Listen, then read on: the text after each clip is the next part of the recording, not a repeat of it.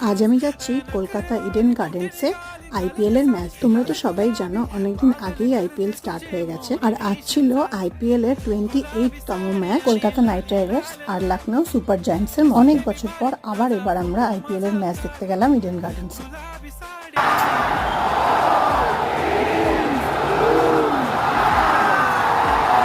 দিনটা যেহেতু সানডে ছিল তাই আমাদের ম্যাচটা ছিল দুপুর 3:30। বাট আমরা তো এক্সাইটমেন্টের জোরে দুপুর 2টোর মধ্যেই পৌঁছে গেছিলাম। আসলে কি জানো তো, যতই আমরা টিভিতে ম্যাচ দেখি না কেন, মাঠে প্রেজেন্ট থাকার মজাই আলাদা। আর সেটা যদি হয় আবার আইপিএল, তাহলে তো কথাই নেই।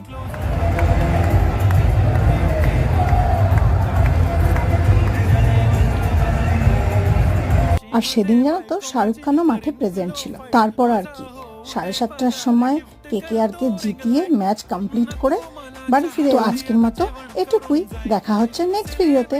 টাটা।